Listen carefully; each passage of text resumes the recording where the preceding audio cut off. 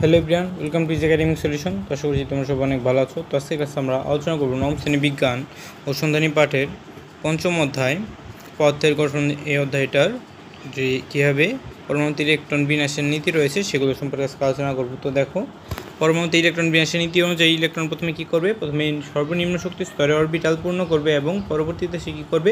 উচ্চ শক্তি স্তরের অরবিটাল পূর্ণ করবে। তো সহজভাবে বলতে গেলে আগে যেটা অরবিটালের শক্তি কম সেইখানে ইলেকট্রন আগে প্রবেশ করবে এবং যেখানে শক্তি বেশি সেখানে কী করবে? পরে প্রবেশ করবে। এগুলো হচ্ছে নীতি, এগুলো তোমাদের মনে রাখতে হবে। তারপরে আছে যে দুইটি অরবিটালের মধ্যে কোনটা শক্তি বেশি কোনটা শক্তি কম সেটা আমরা কীভাবে বুঝবো? তো সেটা বোঝার জন্য আমাদের একটা নিয়ম আছে।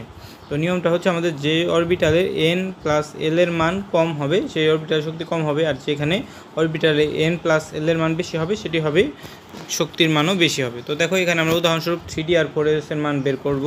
তো যেখানে দেখো যেই সংখ্যাটা আছে এগুলোকে বলা হয় কি n। তো 3, 4 এগুলো হচ্ছে n। তো এই 3Dর ক্ষেত্রে আমরা বের করি আগে n+l এর মান। তো 3Dর ক্ষেত্রে দেখো আমরা গত ক্লাসে কী পড়েছিলাম? s, p, d, f, অর্থাৎ এসকে বলা হয় 0, পিকে 1, ডিকে 2 আর এফকে কী বলা হয়? ওকে বলা হয় 3। ঠিক আছে। তো দেখো এখানে 3Dর ক্ষেত্রে আমাদের n এর মান কত? n+l এ n এর মান হচ্ছে আমাদের 3, আর l এর মান কত? d আছে। d থাকলে আমাদের l এর মানগুলো কত হবে? দেখো এগুলো হচ্ছে l এর মানের ক্ষেত্রে। তো d থাকলে আমাদের l এর মান হবে 2। তো এখানে আমরা 3+2 বসেছি, কত হয়েছে? 5। আর পরেছে দেখো n+l, অর্থাৎ n এর মানটা কত হবে? দেখো n এর মানটা এখানে 4, n এর মানটা 4 বিধায় 4 দিয়েছি। আর l এর মানটা কত? এখানে s, n হচ্ছে s এর মান, s এর মান কত হচ্ছে? 0, অর্থাৎ এখানে 4 যোগ 0 আমাদের 4। তো দেখো তো এখানে কোনটার মান কম? এখানে কিন্তু 4s এর মান কম। এই জন্য আগে ইলেকট্রন বলতো কোনটায় প্রবেশ করবে? এই 3তে প্রবেশ করবে নাকি এই 4s এ প্রবেশ করবে? তো এখানে যেহেতু 4s এর মান কম বিধায় আগে কি করবে? এটার মান কম, আগে 4s এ প্রবেশ করবে, পরে 3তে প্রবেশ করবে। তো এই চলো একটা আমরা ইলেকট্রন বিন্যাস করে দেখি এটার। তো এইটাই বলা হয়েছে, এই যে নিচের লাইনে আগে 3তে প্রবেশ করার আগে কী করবে? আগে 4s এ প্রবেশ করবে। আবার যেখানে n+n এর মান যদি দুইটা সেম হয় তখন আমরা কি করব? তো দেখো এখানে দেখো 3D আর 4Pর ক্ষেত্রে আমরা n+l এর মান বের করেছি। তো এখানে 3 এর মান 3 আর l এর মান d বিধায় দিয়েছি 3, আর p এর বিধায় কত দিয়েছি? 1। দুইটা কিন্তু 5, 5 বের হয়েছে। কিন্তু এখন আমরা কোনটা বুঝবো যে কোনটার মান কম কোনটার বেশি? তখন আমাদের দেখতে হবে কোনটায় n এর মান কম। তো এখানে n এর মান কম কোনটায়? এটাই না এটাই বলো তো? তো দেখো এখানে n এর মান কত আছে? এখানে আছে 4 আর এখানে আছে 3, অর্থাৎ এটা কিন্তু n এর মানটা কি কম, এখানে n এর মানটা কম। তাহলে আগে এখন কি করবে? তার মানে এটার শক্তির মানও একটু কম হবে, তাই না? যেহেতু মান সেম কিন্তু n এর মান কম, এই জন্য এটার শক্তির মানও কম। তাহলে আগে 4Pতে প্রবেশ করবে নাকি আগে 3Dতে প্রবেশ করবে বলো তো? আগে 3Dতে প্রবেশ করবে, কারণ এখানে মানটা কম আছে। তো দেখো তারপরে আবার কি আছে? তারপরে তোমার এই যে এইটা তোমরা এইভাবে পেয়ে যাবে, যেভাবে আমরা যদি মান অনুসারে বের করি আমাদের ইলেকট্রন প্রবেশের এই ক্রমটা এরকম হবে। প্রথমে 1s, তারপরে 2s, 2p, তারপরে 3s, 3p, এরপর কী হবে? 4s, তারপরে হবে কি 3d, তারপরে 4p। ঠিক আছে। তারপর আবার 5s, 4d, এইভাবে মূলত হয়তো থাকবে। তো চলো এখন আমরা যে বাকি অংশটুকু কী আছে সেগুলো একটু দেখে নেই। এরপরে বলা হয়েছে আমরা জানি এস অরবিটাল বা উচ্চ শক্তি স্তরে সর্বোচ্চ কী থাকে? 2টা ইলেকট্রন, এবং পি শক্তি স্তরে কয়টা থাকতে পারে? 6টা, আর ডিতে থাকতে পারে 10টা, এফে কয়টা থাকতে পারে? 14টা। তো আমরা গত ক্লাসে জেনেছি কাজে কোনো মূল ইলেকট্রন বিনাশ করতে হলে আমাদের সবচেয়ে কম শক্তি স্তরের অরবিটাল আগে শুরু করতে হবে এবং আস্তে আস্তে আমরা উচ্চ শক্তি স্তরের অরবিটালে প্রবেশ করব। তো দেখো এই অরবিটাল পূর্ণ হওয়ার পর পরবর্তী শক্তি স্তরে গিয়ে বাকি ইলেকট্রন কি বসানো শুরু করতে হবে। তো দেখো এখানে কি বলা হয়েছে, যেমন অক্সিজেনের ক্ষেত্রে আমরা যদি ইলেকট্রন বিন্যাস করি প্রথমে আমরা কি প্রবেশ করব? 1s-এ, তাই না? 1s-এ 2টা, তারপরে আমরা কি করব? তারপরে আমরা বসাবো 2s-এ, তাই না? তো 2s-এ বসাবো 2টা, কয়টা গেল? এখন অক্সিজেনের ক্ষেত্রে 8টা। তো আমাদের দেখো এখানে 2টা 4টা গেল। তারপরে আমরা কি বসাবো যেন? আমাদের ওই যে ক্রম ছিল উপরে একটু আগে, দেখো আমরা বসাবো 2s-এর পরে আমরা ইলেকট্রন যাবে আমাদের 2p-তে। তো আর কয়টা বাকি থাকে? দেখো 8টা থেকে বাকি থাকে আর হচ্ছে তোমার 4টা। তাহলে আমরা 2p4 বসাবো। ঠিক আছে।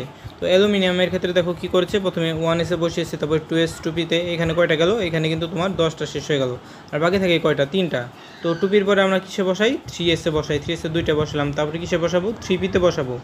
তো 3p-তে আমরা কয়টা বসাতে পারি? 3p-তে কিন্তু আমরা 6টা বসাতে পারি, কিন্তু আমাদের বাকি থাকে আর এখানে 2টা বসানোর পর বাকি থাকে একটা, জন্য এখানে একটা বসিয়ে দিয়েছি।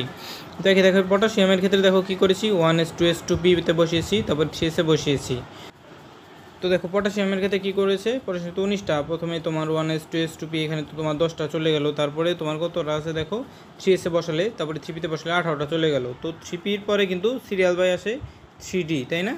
কিন্তু আমরা কি পড়েছি সূত্রতে? আমাদের 3তে না গিয়ে আগে কোথায় আসবে? আগে কিন্তু আমাদের 4s ইলেকট্রন যাবে। তার মানে ওর বাকি থাকে কয়টা? এখানে 18টা বসার পরে একটা বাকি থাকে, একটা 3dতে না গিয়ে কোথায় যায়? 4s-এ যায়। এই জন্য আমরা 3pর বদলে 3pর পরে যে আমরা এই 3dটা না দিয়ে আমরা কি দিয়েছি? 4s ইলেকট্রনটা বসিয়ে দিয়েছি। ঠিক আছে। তো দেখো এরপরে আছে ক্যালসিয়ামের ক্ষেত্রে একই কাকে নিয়ে হয়, এখানে 3D পরে কিন্তু 3D আসার কথা ছিল, তারপরে 4S, তাই না? সিরিয়ালের ক্ষেত্রে কিন্তু এখানে আমাদের 3Dতে নাকি আমাদের ইলেকট্রন যেন কোথায় যায়, আগে 4S যায়। তো কিসের জন্য যায় সেটা তো আমরা দেখলামই, এটা শক্তির মানটা কম, এই জন্য আমরা 4S কী করলাম, এখানে ইলেকট্রনটা বসিয়ে দিলাম। তো স্ক্যান্ডিয়ানিয়ামের ক্ষেত্রেও দেখো আমরা আগে কী করেছি, আমরা আগে এখানে যে 1s2s2p 3Pতে বসিয়েছি, আমাদের বাকি থাকে 3টা। তো 3টা আমরা প্রথমে কী করবো, 4S দেবো, 4S দিলাম, 4s2 হলো, আর বাকি থাকে কয়টা, একটা আমরা 3তে দিয়ে দিয়েছি। তো আশা করছি তোমরা এটা বুঝতে পেরেছো। তো দেখো এই যে এই কারণটা কী কারণে আমরা বসিয়েছি এটা কিন্তু এখানে দেয়াই আছে। তো দেখো ইতিপূর্বে জেনেছিলাম কি পটাশিয়াম ও ক্যালসিয়ামের যে তৃতীয় চতুর্থ শক্তি স্তর রেখে কী করেছে, চতুর্থ শক্তি স্তর পূরণ করেছে 3 নাম্বারটা বাদ দিয়ে। তো এই কারণটা কি, এই যে আমরা 3Dর চেয়ে 4Sএর মান কম বিধায় এটাই প্রবেশ করেছে 19তম ইলেকট্রন।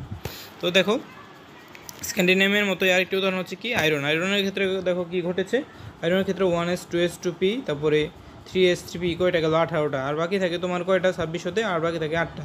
তো 8টার মধ্যে আমরা 2টা 4Sএ বসিয়ে দিলাম, তারপরে বাকি থাকলো কয়টা, 6টা আমরা 3Dতে বসাবো। তো আগে আমরা কিসে বসাবো, 4Sএ বসাবো, পরে কোথায় বসাবো, 3Dতে বসাবো, ঠিক আছে? তো দেখো একই রকমভাবে যদি প্রধান শক্তি স্তরে ইলেকট্রন বিন্যাস শেষ করার আগেই মাঝে বা পরের শক্তি স্তরে ইলেকট্রন বিন্যাস শুরু হয়, তাহলে আমাদের কী করতে হয়, আবার আগের শক্তি স্তরে এটা ফিরে আসতে হয়। তো দেখো অর্থাৎ এখানে কিন্তু আমাদের সিরিয়ালটা কিন্তু ঠিক নাই, তার দেখো 3 আছে, আবার 4Sএ পড়েছে, কিন্তু আবার পরে 3D আছে, কিন্তু আমাদের এইভাবে কী করবো, এই লাইনটার পরে আমরা আবার নতুন করে এই লাইনটা লিখতে হবে, অর্থাৎ এখানে লিখতে হবে 1s2 তারপরে 2s2 2p6 3s2 3p6, তারপরে আমরা 3Dটা বসাবো 3d6, তারপরে আমরা নিচে 4Sটা বসিয়ে দেবো। অর্থাৎ প্রথমে আমরা এইভাবে ইলেকট্রনগুলো বসিয়ে কিন্তু আমরা সিরিয়ালটা এটার পরে আগে এনে দেবো, ঠিক আছে? এই যে এখানে দেখো এই যে স্ক্যান্ডিয়ামের ক্ষেত্রে দেখো আমরা কী করেছিলাম, এই স্ক্যান্ডিয়ামের ক্ষেত্রে আগে কিন্তু 4Sএ বসিয়ে পরে 3D1 গিয়েছিলাম, কিন্তু এখানে দেখো ইলেকট্রনটা এই যে এখানে যেখানে আছে আমরা 3Dটা কী করেছি, এখানে আগে এনে দিয়েছি, 4Sটা পরে দিয়েছি এই সিরিয়াল ঠিক রাখার জন্য, 1 2 3 4 এই সিরিয়ালটা ঠিক রাখার জন্য। তো একই রকমভাবে আয়রনেও আমরা সেম কাজটা করেছি, দেখো এই যে 3Dটা আগে দিয়ে 4S একটু পরে দিয়েছি, যে 3Dটা আগে দিয়ে 4Sটা পরে দিয়েছি। তো আশা করছি এটা তোমরা বুঝতে পেরেছো। তো দেখো এই ইলেকট্রন বিন্যাসে কিছু ব্যতিক্রম আছে, এগুলো আমরা কী করব, এগুলো আমরা আগামী ক্লাসে আলোচনা করব। তো এই ভিডিওটি ভালো লেগে থাকলে অবশ্যই ভিডিওতে লাইক এবং চ্যানেলটিকে সাবস্ক্রাইব করতে ভুলবে না। তো সবাইকে ধন্যবাদ জানিয়ে এখানেই শেষ করছি।